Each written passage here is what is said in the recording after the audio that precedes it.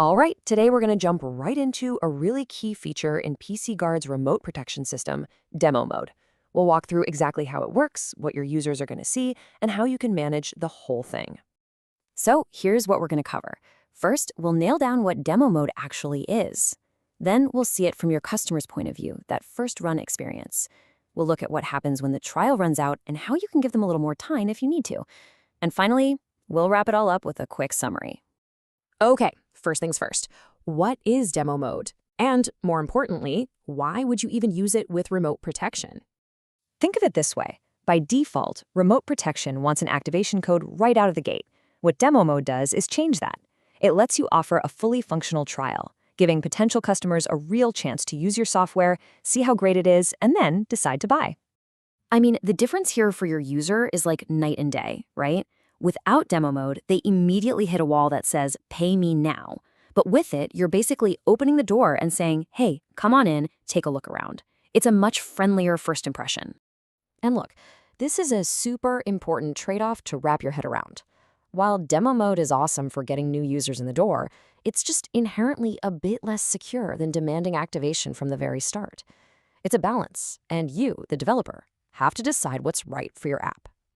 All right, let's switch gears and put ourselves in your customer's shoes. What do they actually see the very first time they run your application with demo mode enabled?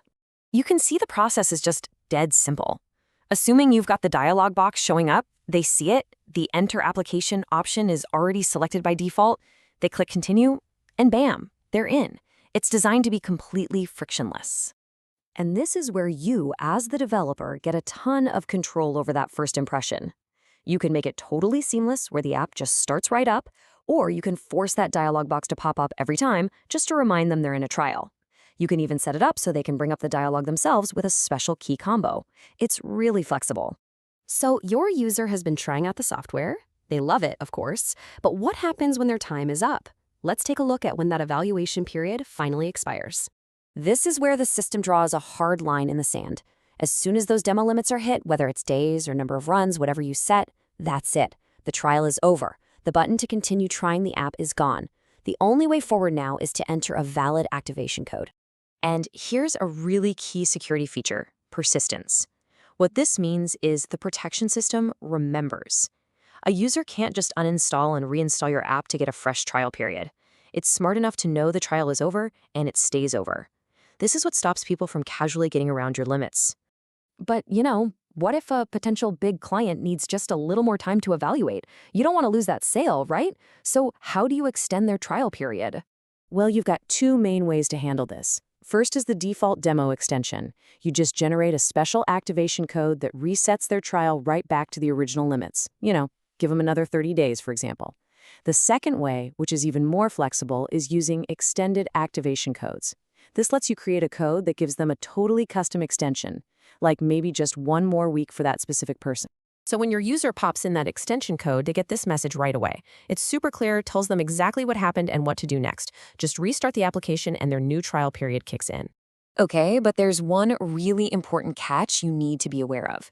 If you set your demo to expire on a specific fixed date, say December 31st, you can't extend it. That date is hard-coded. If a user tries to extend it, they're just going to get this error message.